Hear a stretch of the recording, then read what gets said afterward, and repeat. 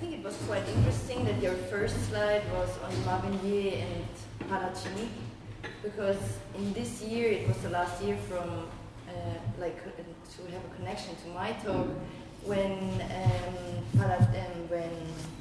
Mavignier had his last year in the studio from Ingegno Dentro after leaving for Europe.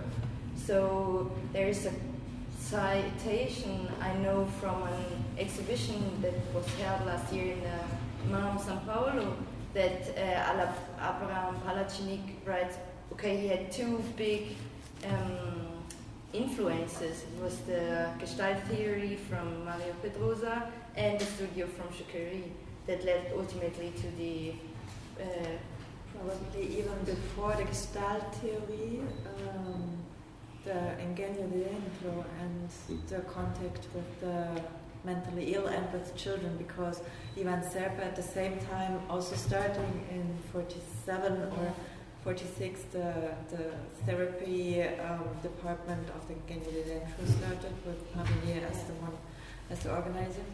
And Ivan Serpa gave also classes to children, and Mario Pedrosa wrote a lot about it. Yeah. I mean, the aspect of art and education was very, very important, and this came together also for Abraham Palatnik. And it was funny because when I was researching it, I was in contact with Benny Palatnik, and he said, I mean, Abraham says there must be abstract art, paintings or abstract pieces from like in between this 48, 49, 50, but they're all, they disappeared, somehow. And there I never found. And then he said, oh no, painting stopped for me, it has no sense anymore, I have to do something else. And then he started to do this. Aparellos cinecromáticos. Yeah. There was a question by Yeah, there was one question coming up, listening to you all more or less, and then also listening to your moderation, which is whether there could be some connections between the photographs and, of course, of Oiticica's focus on the tactile or on the entanglement of optic and tactile qualities. Because in the photographs you were showing, I was very much reminded on the way how Bauhaus photography was used to trigger the textile quality, especially of the fabrics, which were produced. So it was exactly the optical techniques to enlarge, and that refers what you said, that the textiles or fabrics had an impact on processes of abstraction. And of course we could trace that back to the foundation of modern art history in Riegel's writing, for example, that he is focusing on the ways, how the ways of tactile perception is being replaced by optical perception, and that it is a kind of attempt to bring them in a non-hierarchical relation again. What modernism was by, focusing and of dominating the optical way of perception, then came back also as a reconsideration of the tactile qualities. And probably there could be a link between the photographies and the use of textiles.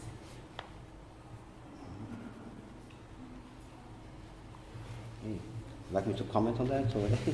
Okay, just very, very quickly. I mean, and I will just do 1 or 2 minutes, and I will also at the same time comment on your, Michael, on one of your comments.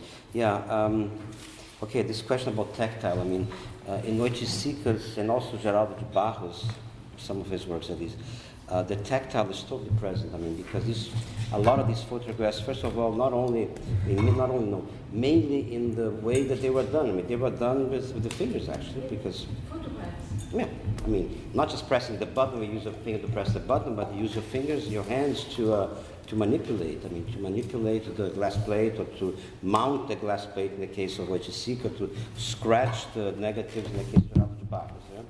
Okay, that's one point. The second point is it's a shame that we really don't have time to really go. I really would love to really go much deeper into this because both of you touched on very important questions, I think, that need to be further investigated, actually. As for the Grupo Frente, I think I sent it to you, actually, a longer version of this paper where I also not so deeply, but very briefly also mentioned the connection. This was a deposition by Cesare Chisica, where he said that Hélio actually influenced, he himself, Cesare, actually influenced his father to begin with geometric abstraction in the same period that they were studying with Ivan Serpa in Grupo Frente. And then, of course, in 1958, you have the meta-schemas, which absolutely similar to some of Chisica's paintings that he did, but not paintings as paintings, but paintings as matrices, as templates for photographs. I mean, the connection is totally there. I mean, and one last connection, Ferreira Goulart was a regular habitué of the Chisica house in Jardim Botânico. His first poem Enterrado was made there, actually. Never happened because the only one which never happened because it flooded. Yes. Okay, so I mean these guys were all thinking, pretty much doing the same thing actually. And again, this brings us to Germany, which on a totally different kind of development, but actually, I think reaching some very similar results actually. Yeah. And maybe Irene and Zara, you want to respond to Michael? Quickly. I want to refer to the question of abstraction. Maybe it's also taking the term of textual usage. The first participating in the first Biennale was with a classical painting, abstract painting with some figures in it. I think two vases or something. This was the first. This was the first picture she got into the Biennale. So it was still in 51 what was accepted, and afterwards the crucial change came with the change of material too. She actually got to the very historical used material of the paper itself. This is Japanese paper. It was used a long time with the in the other historical contexts, and also the monotypia, how she made it, the same taken from another history, and this led actually to the expression of abstraction as you pointed it out. Maybe quick answer. Pressured by time. Do I have a minute? Yes. Last words. Yeah. Okay. Last words. Yeah, thank you very much for your comments. For me, it's a very slippery ground still, because the 30s are not so well researched, actually. There is not so much literature. There's Almeida Jr. from 74, the book. And what was really, I was stumbled upon was this quote by Mario de Andrade of this article of 39 referring to a psychic force. And this was something that I was really becoming curious about, because this is something still different. It's not only the pictorial elements, but it's something that should be there, and it's not the relation to the mimetic relation to the external reality. And I was wondering if it's banal, if it has to mean something, or if it's like to be followed somehow without having, I don't see it as an intention for abstraction, the adoption of purist, post-cubist or constructivist aesthetics within the figuration. But maybe,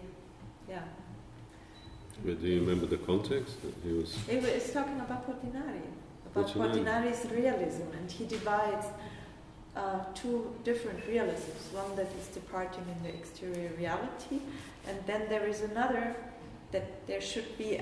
We also I mean, I recalled like Picasso saying, you study 15 years to do a trace or a picture in 5 minutes or so. Maybe it has something to do with the technical know-how, which was so important then. But he's talking about this psychic force. The pictorial elements should be endowed with, apart from having the, like the relation to the external reality, like in an obvious way. But nevertheless, these should be able to communicate on a deeper, more universal perception, no Empfindungsebene. And this is what also then links to Maria Pedrosa's conception later. I would say that that's an apology for figuration. The linking of this kind of psychic reality and the reality itself, and this kind of it's kind of arguing for style over. I mean, if you take that the opposite from that argument, it's that abstraction doesn't possess this connection, and therefore it doesn't have the power of communicating the message, etc., the kind of the political content. It's reputed to do so, but I mean the neo-concrete and also Abime and... But that's much later. Yeah. But could there be some ideas being in the air? I mean, I don't know if this has relevance.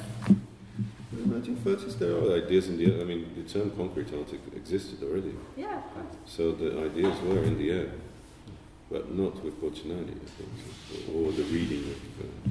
It's very much a kind of a representation of the people and the politics, and used by a completely kind of populist kind of dictatorship. It's full of contradictions. Yeah, I mean, this was something I didn't really get into it, and there are obvious differences, of course, but referring to like basic structures, basic idea. Okay, I mean, then you relativize all in the end, probably. But I read about also Pedrosa in the 30s having this synthetic idea already, and I thought this was, which would be to further be researched, if there among the intellectuals like Marie Pedrosa was this synthetic idea of art and life in connection. Different, of course, but then maybe it evolved by the time as Marie Pedrosa had this idea and then like encountered it in abstract art, like the affective knowledge, he calls it later. There is a kind of a leap in Mario Pedrosa's writing. He starts writing very much in a kind of Mexican muralist style on Boccinelli, and it is the kind of the painting as kind of containing a message that is communicable, a language that is kind of understandable, etc. And then suddenly there's a leap, and he becomes interested in abstract art as this kind of incorporation of revolutionary spirit itself.